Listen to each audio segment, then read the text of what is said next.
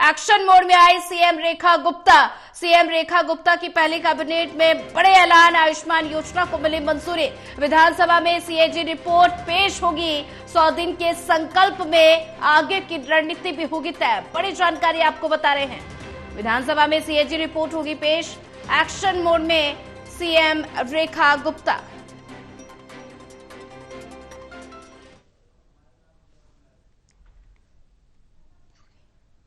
और वहीं ज्यादा जानकारी साझा करने के लिए हमारे साथ रिया राय जुड़ चुकी है। रिया, एक्शन मोड में सीएम रेखा गुप्ता आ गई हैं और ऐसे में कल ही रेखा गुप्ता का राज तिलक हुआ है, जिसके बाद एक्टिव मोड में नजर आ रही हैं और ऐसे में पहली कैबिनेट में बड़े ऐलान किए गए हैं। आयुष्मान योजना को मंजूरी मिली है। जी बिल्कुल, देखिए सोनिया, बीते दिन ही दिल्ली की जो नई सीएम है रेखा गुप्ता, उन्होंने अपने पदभार को संभाला है शपथ समारोह के बाद, लेकिन उसके बाद से ही वो एक्शन मोड में नजर आई और आप कह सकती हैं कि शपथ ग्रहण करने के अगले 5 घंटे के अंदर अंदर उन्होंने तमाम ऐसे बड़े फैसले लिए जो कि दिल्ली में काफी लंबे समय से रुके हुए थे। हालांकि ये बात भी उन्होंने कही कि दिल्ली के विकास को लेकर जो वो अपना कर रहे हैं वो काफी तेजी से आगे बढ़ाएंगे, क्योंकि भारतीय जनता पार्टी का जो दावा है उसे पूरा किया जाता है। आपको बता दें कि कल ही बीते दिन ही एक प्रेस कॉन्फ्रेंस की गई जिसमें ये जानकारी दी गई कि जो आयुष्मान योजना है जो कि काफी लंबे समय से केंद्रीय स्तर से लागू होने चाहिए थी राजधानी दिल्ली में, वो लागू नहीं हो पा रही थी, तो उसको उनकी तरफ से मंजूरी दी गई। और साथ ही साथ में जो कैग की रिपोर्ट है जिसे लगातार भारतीय जनता पार्टी ये मांग कर रही थी कि उसे सत्र में पटल पर पेश किया जाए, लेकिन उसे पेश नहीं किया जा रहा था, तो ऐसे में रेखा गुप्ता ने कैग की जो रिपोर्ट है उसकी भी जानकारी दी और साथ में ये कहा है कि पहले ही सत्र में जो कैग की रिपोर्ट है उसे भी पेश किया जाएगा। और साथ ही साथ में महिलाओं को मिलने वाली जो धनराशि है जो कि लगभग 2,500 के आसपास बताई गई थी वो भी मिलना शुरू हो जाएगी, जिसे कि मार्च में दिया जाएगा। हालांकि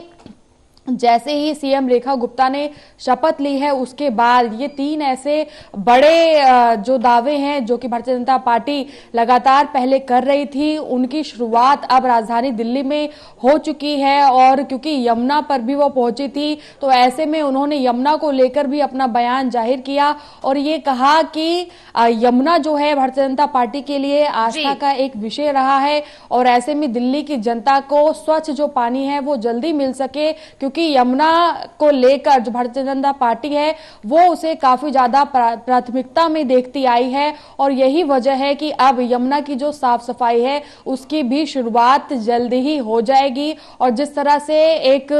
कैबिनेट स्तर पर समिति के गठन की बात कॉरिडोर को लेकर यमुना को लेकर हो रही थी, उस पर भी जो कार्य है उसकी भी शुरुआत हो जाएगी। तो ऐसे बहुत से मुद्दे जो आपने देखा कि लगभग शपथ ग्रहण होने के 5 घंटे के अंदर अंदर इतने बड़े फैसलों को सीएम रेखा गुप्ता ने लिया है, तो ऐसे में दिल्ली की जनता के बीच में एक संदेश जाता है कि भारतीय जनता पार्टी ने जो दावा किया है कि 100 दिन का जो संकल्प है उसमें कई ऐसे बड़े फैसले राजधानी दिल्ली के लिए लिए जाएंगे जो एक लंबे अरसे से रुके हुए थे। ऐसे में भारतीय जनता पार्टी इस बात की ओर इशारा कर रही है कि दिल्ली का जो विकास है अब उसमें कोई भी रुकावट नहीं आएगी, कोई भी बाधा नहीं आएगी और उसका एकमात्र कारण यही है क्योंकि दिल्ली की जनता ने भारतीय जनता पार्टी पर विश्वास जताया है और राजधानी दिल्ली में डबल इंजन की सरकार है। हालांकि अब ये देखना होगा कि जैसे 3 से 4 ऐसे बड़े फैसले राजधानी दिल्ली के लिए लिए जा चुके हैं,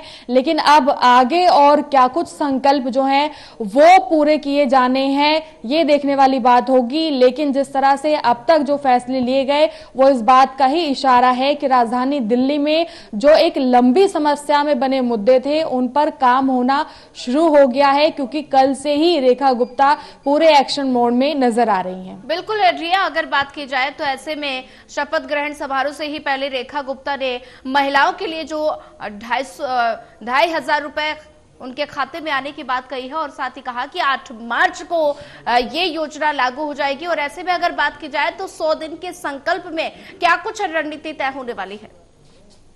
जी देखिए, रणनीति की बात करें तो अभी सबसे बड़े जो मुद्दे थे जिनमें कि आयुष्मान योजना था, यमुना की साफ सफाई को लेकर जो एक मुद्दा एक लगातार चुनावी माहौल में चल रहा था वो भी था, और महिलाओं को जिस तरह से प्राथमिकता पर भारतीय जनता पार्टी रखती आई, लेकिन ऐसे में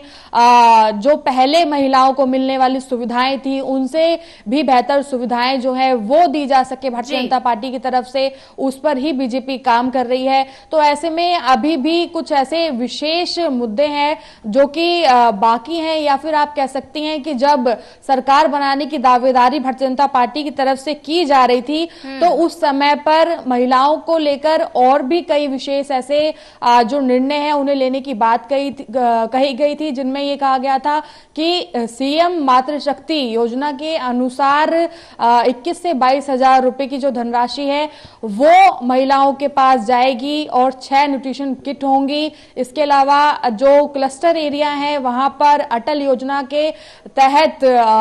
खाने की जो सुविधा है, खान पान की जो सुविधा है उन्हें भी करवाया जाएगा। तो ऐसे बहुत से दावेदारी जो है भारतीय जनता पार्टी ने की थी, लेकिन अब संकल्प के चलते कितना समय इन्हें पूरा करने में लगेगा वो देखने वाली बात होगी। लेकिन अब तक जो कार्य रुके हुए थे उनमें कहीं ना कहीं पर अब शुरुआत हो चुकी है और उन्हें किया जा रहा है। बाकी जो बचे हुए मुद्दे हैं उन्हें भारतीय जनता पार्टी करेगी, इस बात का फैसला और दावा दोनों ही बीजेपी के माध्यम से किया जा रहा है। लेकिन जो दावेदारियां भारतीय जनता पार्टी ने खुद से की थी, यानी कि अपनी तरफ से जो योजनाएं लागू करने की बात कही थी, क्या उन पर भारतीय जनता पार्टी खरी उतर सकती है या नहीं? क्योंकि जब चुनाव चल रहे थे तो उस टाइम पर आपने देखा कि जनता के बीच में एक संशय ये भी बना हुआ था कि जो पहले से योजनाएं चली आ रही हैं या जो सुविधाएं चली आ रही हैं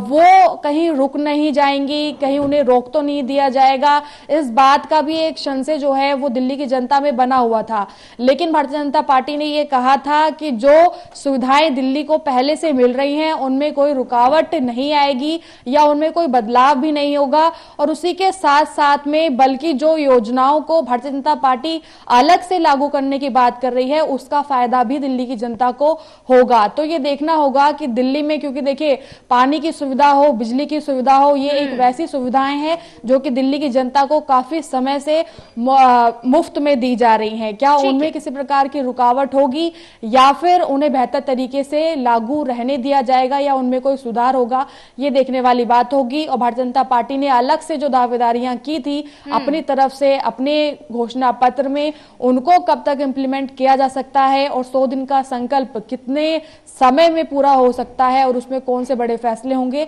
ये जानने वाली बात होगी। बिल्कुल रिया, ज्यादा जानकारी साझा करने के लिए आपका धन्यवाद।